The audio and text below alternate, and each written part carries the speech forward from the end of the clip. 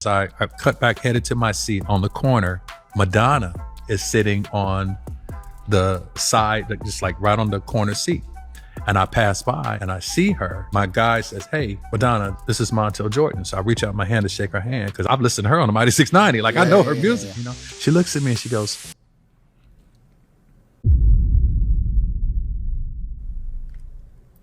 "Wait, what?" She lucky she didn't get hands and feet. Lucky she didn't get hands and feet. W's and L's, the weekly recap show where we give a dub to the things that we like and an L to the things that we don't. We talked about this restaurant a long time ago, in a previous era, if you will. When we talked about this restaurant, we were talking about their rule about no twerking during brunch or whatever, the turkey leg hut. Oh yeah, they out of here.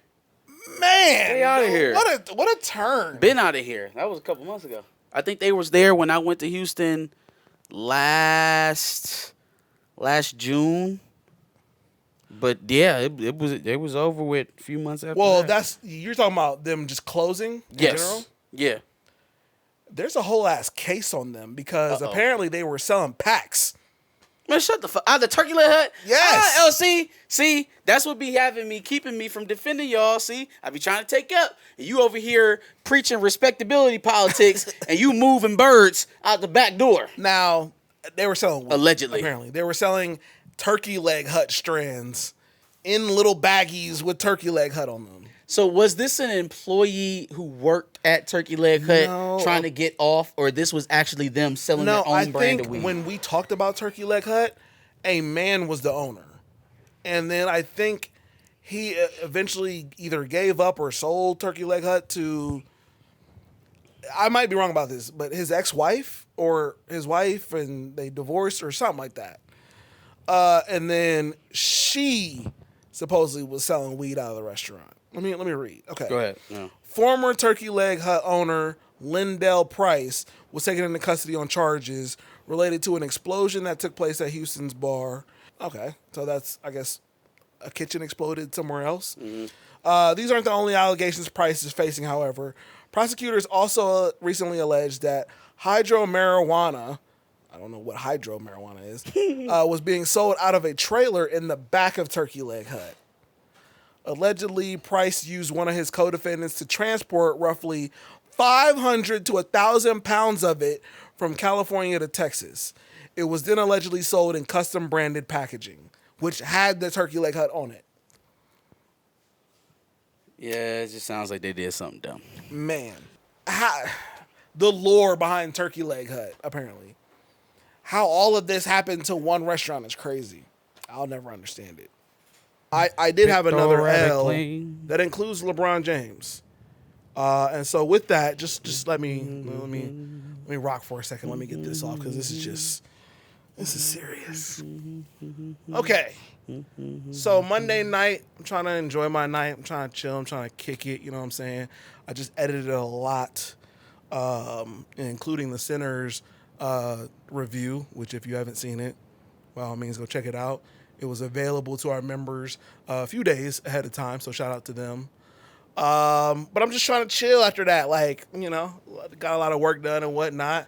And so, you know, I'm just chilling, scrolling social media, playing a mobile game app or something. I don't know what the fuck I was doing on Monday, but I was chilling. That's the point. And lo and behold, who do I see on my mobile phone but none other than King James himself, LeBron James. Well, why would I see LeBron James around this time? Just the playoffs, maybe? Maybe he's promoting the playoffs. Maybe he's promoting his podcast with Steve Nash. Maybe he's just promoting something. Is that his next coach? Huh? Is that he has a podcast with Steve Nash now? Yeah. Reddick better watch his ass. Yikes. Better watch his butt. So maybe he's promoting something, right? And so I'm like, yeah, what's going on? It's not none of that shit. He's out here promoting Royal Match. What? Why is this the latest thing? Royal Match that has to be for the life of me. I can't understand where these mobile apps are coming up with the money to fund this fuckery. But Kevin Hart, fucking LeBron James, all these celebrities are doing these app promos. I don't know where it's coming from, but you need to stop it. What's Royal Match? It's a dating app? It's a Candy Crush knockoff. Oh, Candy Crush knockoff. Gotcha. Yeah, it's one of the mobile games. I don't know. Maybe it's a Ponzi scheme. But they have to be paying. Well, yeah, that it's a way for them to Hundreds of clean their thousands. cash. Is $1 million payouts to people like LeBron James and Kevin Hart. Maybe it's a Ponzi scheme. I don't understand it. Or not a Ponzi scheme, but a laundering scheme. Okay, so in that case, you came back from 3-1 against the Warriors. You somehow got Bronny into the NBA, right? You created the deluxe edition. No. He doesn't have to know that it's a laundering scheme. He don't even have to know who's really paying him. Like, they would send some people to him, be like, yeah, we're part of blah, blah, blah, blah, blah, fuck off corporation. Mm-hmm. He don't need to know who the true owners are. We want to pay you $20 million for about 20 minutes of your time. How's that sound? Yeah, okay, I'll be there on Tuesday. What time? And then he shows up, he shoots the commercial, he gets a $20 million check, he's none the wiser, and then whatever cartel is behind the company gets to watch $20 million. Dog, you read the autobiography of Malcolm X. You're too smart for this. He did not read that book. He didn't read that book. Front to back, you read the entire book. You're too smart for this. Still, to this day, did not read that book. You created the deluxe edition. You're too smart for this. He's a smart man, very smart man. He's a very smart man. And I just realized how smart he was, and that he's a man with smarts, and he's a man that really uses it. Uses all of his smarts. You read the book. That was the best synopsis I've ever heard in my life. The point being, okay, so then is it not money laundering? Then it's clout laundering, basically. Then is what I'm hearing. Is that what's happening? We're not money laundering, so it's not really a crime. We're just laundering LeBron's No, clout. it absolutely is a crime. If they are taking illegal cash and washing it by processing $1 million payments to whoever, that is the very basis of money laundering. It is extremely illegal. Now, are you saying But it's not going LeBron? through. Yeah, LeBron is not going to be I don't. susceptible to the money He may laundering. have to pay. I mean, I don't know. First of all, hold on. This is a conspiracy. So allegedly. Allegedly. But I was going the clout. Let's say that yes, these mobile app games that have celebrity sponsorship or spokesmans are They may laundering be money laundering schemes. through the apps. I think the first Allegedly. route that they would go is try to turn LeBron state witness. And then if they did try to press him, they would probably try and just confiscate the $20 million that he got paid. I don't know if they'd be able to criminally charge him because he could claim negligence, and it's a pretty strong likelihood that he didn't know. What are we doing? Cartels. Cartels, what are we doing? Could be the cartel, could be the IRA, could be the mob. There's better ways to launder your money than No, Royal this Match. actually seems like a fairly efficient model because there's so many mobile games out there that they would just fall right within the mess of the market that gaming market is.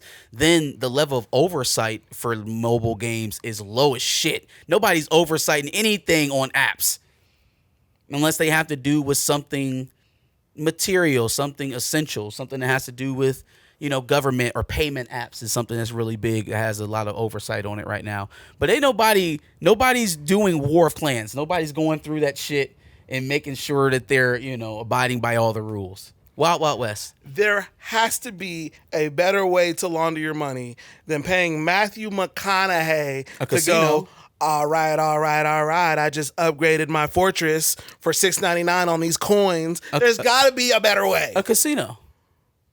Well, they're already doing that too. Yeah, I was about to say, but that's the oldest laundering system in the book. casinos, they're definitely. And they're also under the most scrutiny as well. So if you want to stay within the margins where not a lot of people are paying attention, where you can move millions of dollars at a time, get you a few celebrity sponsors to support your mobile game. Look, check out Stamina. So those mobile games make silly millions of dollars per year. Microtransactions in Wales are a multi-billion-dollar situation nowadays. Shush. So think about that, right? You Millions of moving dollars per year is multi-million dollars crazy. a year on microtransactions alone. Right, that's not to mention all the ad money that you're picking up from everybody who's running shit on the sites. That is true. Microtransactions are making a lot. So that is an easy way for a drug cartel to hide their earnings. I ain't trying to tip nobody off or give them any new theories and no shit like that. Allegedly, but I'm just saying, if I needed a business that I could move a bunch of cash through with little oversight, I would say something like that. LeBron made the deluxe edition. He's too smart to fall for this. I don't like it. Anywho, he don't give a shit. The cash green, the check clear for him. Who did he care? He don't give a damn. When he made the deluxe edition of the album. That's when the check cleared. All right. I'm just saying.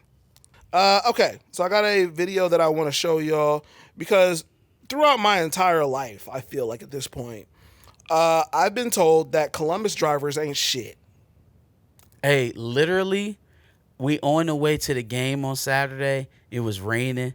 Other coach texts me like, "Be safe. You know these Columbus drivers act crazy when they get wet outside." I was like, "Yeah, I guess you're a little right." And my whole thing is, I never quite understood that. I maybe understood it a little bit better once I started driving out in Northeast Ohio. But I'm like, some of y'all are crazy too. You know what I think it is? I think we don't account for the conditions of the road.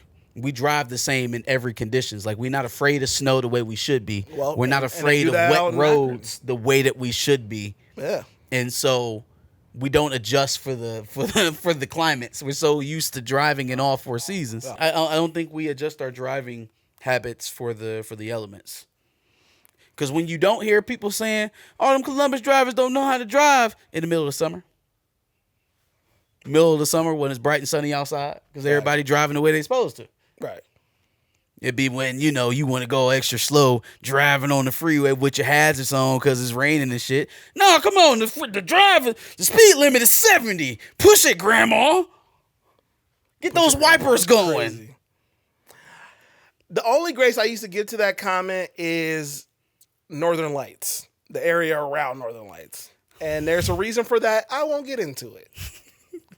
But this video that I seen on the timeline this week proves that there are some really bad Columbus drivers. There was somebody who was trying to get off on 670, which, if you know 670, extends out going south.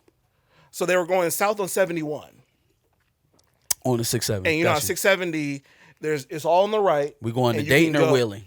Basically, you can go on a ramp to go left to Wheeling. East on 670, Wheeling, or you can just keep going west east on 670. No. And if you keep going either way, you'll eventually get out to 70. Right. 670 is the inner belt. It's the expressway. So I'm really hoping this person wasn't trying to get to 70, because you really could have just kept going down 71 south and then ending up on 70 anyway. If you missed your exit. Would have took you more time. But if you missed your exit, you could have just, you got to see the video. Sure. I can't see that up there. Yeah. So this is the exit to 670.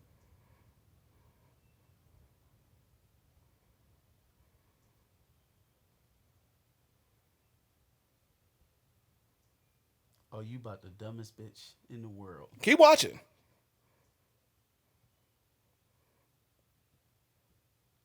Nigga. Oh, my God. Watch. Son of a bitch.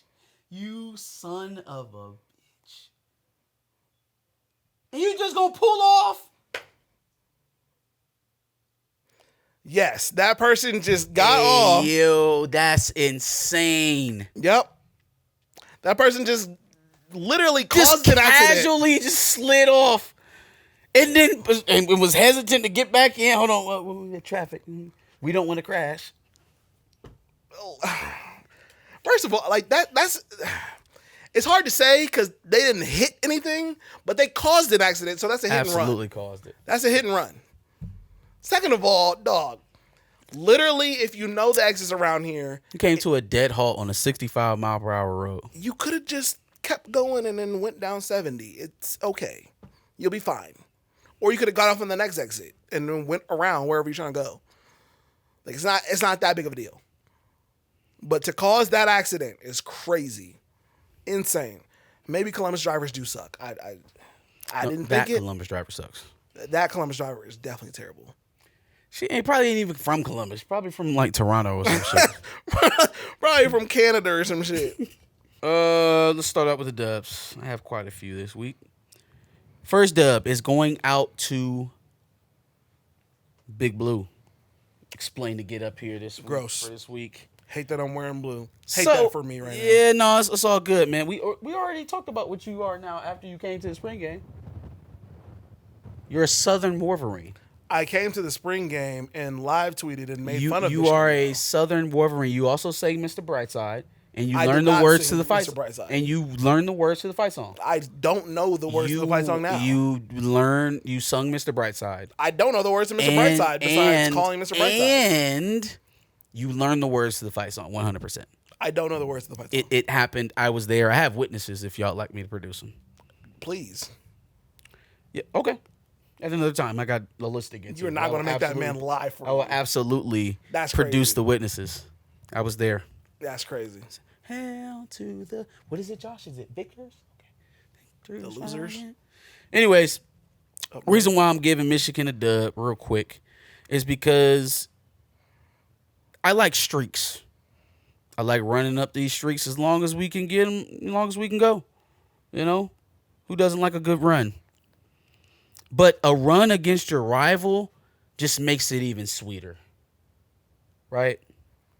What if I told you that if you had a bully in high school, that you could beat that bully, and not just fighting, but then you beat him in Madden, then y'all hooped after school and you beat him 10-0, then y'all went to the batting cage and y'all went 10 balls for 10 balls and you hit all 10 and he ain't hit shit. And then, y'all wanted to head over to Northside Columbus and go to the Chiller and play a little hockey. And you got 4 goals and he only got 3. Imagine having a run like that versus your rival, your hated enemy. I got questions. That is exactly what Michigan has done this year in their athletic run versus their rivals this year. Of course, we all know, since Ohio State can't beat us anymore, that we beat them in football 13-10. I believe you remember the dub I gave to the basketball team by, finishing their season strong and cleaning that up 86-83 over the Suckeyes there in basketball. Then we got the hockey team beating Ohio State 4-3 in their final. Then we're going to wrap it all up with the spring finale ass whooping of the Ohio State Buckeyes by the baseball team in a 23-1 drumming. Now, I'm not even a baseball fan. Maybe some of y'all in the chat are baseball fans. Or hockey fans. How likely is it ever to see a score like that in baseball? Well, I thought that was hockey. That sounds... hockey? No, that's baseball. Oh. That sounds more like a football score. Except you can't score 1 point only in football. But 23-1, is there not a mercy rule in college baseball? How did they get 23 runs? In absolute insanity. What a great year for the Michigan Wolverines. Shout out to the good guys. Go Blue. Okay. So in this scenario that you gave... Oh, it's not a scenario. This is the life we are currently living in. That is what's happening. You gave a scenario prior to telling us what. Oh, yeah. Yes. You mentioned a bully. Are we that bully? Well, not a bully per se, just a rival. I also said rival. You did. Said you eventually cleaned it up and said rival, but at first you said bully. So I'd like to believe. Well, I was just trying to prime the audience for a non-sports related melee. Well, then that also leads to... Who's hanging out with their bully and playing multiple games? God damn it. Just take the metaphor for your losses. You want to explain this 23-1 ass whooping? No, I don't watch baseball, so I don't. They're wearing your colors. I want to. Did this happen in Columbus? This might have happened at Columbus. Sure seems like it happened at Columbus. I don't watch baseball, so. So you don't give a shit. I just don't know nothing about that. I love the fact that Ohio State fans don't care anymore when they lose to Michigan. We've beaten them into submission. That's what it tells me. I didn't care. That's what it tells me. I've never cared about baseball, though, or hockey. Beat them into submission. I've never cared about Ohio State soccer or hockey, or baseball or hockey. Okay, cool. Just saying. I've got one more dub going out to Woodward Park Team A. Got a dub this week, baby, in the rain. Kilted it. In a rain game. Quarterback had 2 TDs. We won 18-12. You know what the quarterback is, right? I thought he was playing running back. You know what the quarterback is, right? I thought he was playing You running know what back. the quarterback is? Well, he's playing both. Shout out to him though. He was playing both. 2 touchdowns. Last Okay. couple of weeks, he's been the full-time QB. So Okay. yes, sir. Evened out that schedule at 2-2. So he's Lamar Jackson. Basically, second coming. Yeah. Lamar Jackson with an arm like Tom Brady. It's just kind of like, you know. Just got to get him to go to Never. Obviously, I can't get him to go to Ohio State. Ever. Anywhere but Michigan. All right. Let's get on to these L's. The first L I got is going out to Madonna. The first L is going out to Madonna. Mm-hmm. I think I know why. Yeah, this story comes courtesy of Montell Jordan. Yeah. Apparently, Montell Jordan was at some event where Madonna was around. Goes and gets an introduction, shakes her hand, you know, exchanges pleasantries. Madonna then, you know, kind of cuts into the middle of the conversation and says, "Hey, don't I own you?"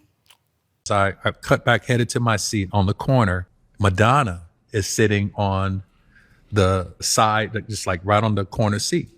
And I pass by and I see her. My guy says, "Hey, Madonna, this is Montell Jordan." So I reach out my hand to shake her hand because I've listened to her on the Mighty 690. Like I know her music, you know. She looks at me and she goes, "Don't I own you?" Wait, what? Oh, no. That's what I said. I said, "Huh?" She said, "Don't I own you?" And I was like, I'm not processing. Insane.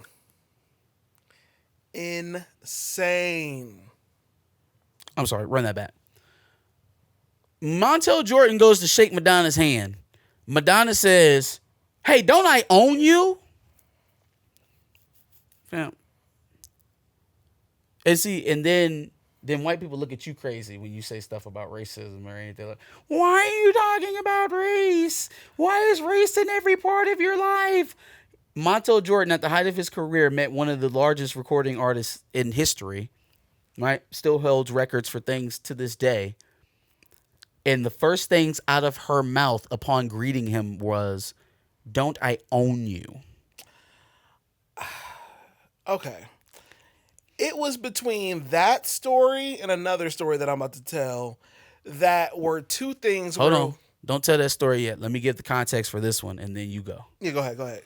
So what she was talking about, This Is How We Do It, unseated one of Madonna's songs that was leading the charts at that time. Right? So what Madonna does, instead of, you know, getting in the booth and writing another hit, she goes and buys a writer's credit from one of the other writers on the song. And through that, and I don't know if that person already had the majority ownership of it, because they were trying to get it from Montell Jordan and the other writers on the list. Mm-hmm. So whoever had the most of it, they went straight to him, and probably all the money that they offered to the other people offered it to him, and he gave her somehow, some way, she ended up getting majority ownership of it. So now that was the point. Oh, I don't have the number one song, but I own it, basically. Yeah, but speaking to a black man and saying, "Do I own you?" She lucky she didn't get hands and feet. Lucky she didn't get hands and feet. All right. Two stories that like made me question how I view racism and my problematic thinking of it sometimes, because sometimes I find the humor in racism. And this story kind of, but not so much. I was kind of more so mad about it. But did you hear about the Jasmine Crockett thing? Where somebody was supposedly playing a dead smoke detector. Man, listen. That's it's insane. Racist as hell, but it's also fucking hilarious. It's funny. It's hilarious. It's funny. And so, like, seeing these stories, I'm like, damn. Like, I want to be really mad about these situations, but I can't because in some way, shape, or form, Madonna, of all people, saying, don't I own you? And now she adopted African kids. It's crazy. It's crazy. Don't I own you? It's insane. It's insane. That's all I'm saying. Anyway. Nike. Listen here, you dirty mofos. I feel like y'all trying to disrespect us to our face now. You know, I feel like they are actively disrespecting us to our face. I think I know what this is. Nike is releasing a version of the Air Force Ones. I almost made this that are dirty and beat, and they cost $100. Y'all take your attention away from Target and burning down the Tesla shops for a minute and go hit Foot Locker. Because they got me fucked up. They got me fucked up. They got all of us fucked up. You're selling me a dirty shoe aesthetic and it's not even discounted? Well, the shoe is supposed to start off dirty, and then the more you wear it, it gets cleaner. Josh? I don't know how that works, but that's first of all, that's horseshit. That's the whole thing. That's what it is. It can't be a thing because whatever funky mumbo jumbo you got going on with the shoe that's going to make it wider is not going to stop the dirt that I walk on every day from also hopping on the shoe. So it ain't getting wider. It's not. I didn't say cleaner. I understood it. I'm just saying that was supposed to be the selling point. This is pissing me off for two reasons. They've known for a while that Forces have become somewhat of a utility shoe. They're multi-use. People do active wear in Forces. People use it for high-end fashion. People use it for comfort. People will use it as a travel shoe. It's multifunctional. It's a generic white shoe. Right? So in that way, the price point could be at a point where you could sell a lot more Forces. Mm-hmm. And also they understand that this is a working class type of shoe. This is not Jordan 1s. Mm-hmm. You know what I'm saying? This is not the bread 5s. Right? Yeah, and you make them so much that there's no resale opportunity. This is an affordable shoe, so you selling to working class folks when you selling Forces, right? Mm-hmm. Mostly.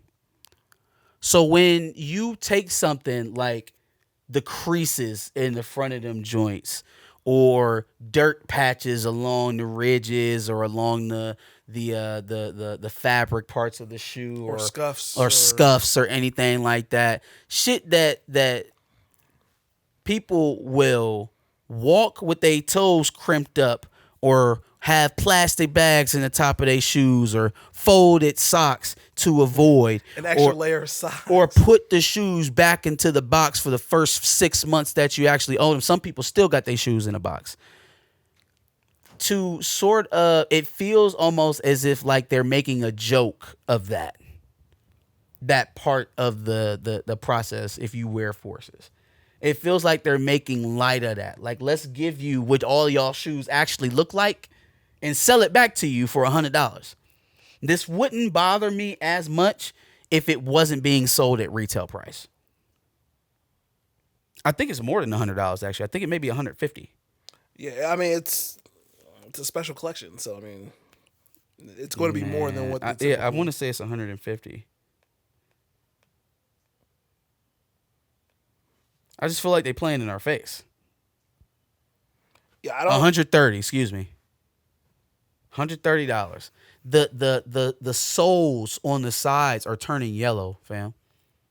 They're already like yellow. They're already yellow. Yeah, they're already yellow.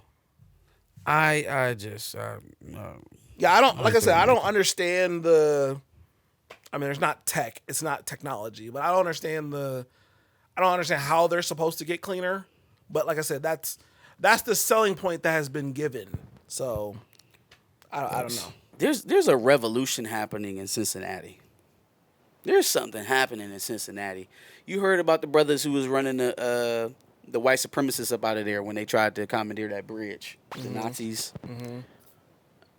There was a police shooting in Cincinnati where the officer ended up shooting this young boy because they said he had a gun on him. Another officer said they had a gun fall out of his pocket. The problem with all of that is that we saw the body cam footage, and the young man is clearly fleeing.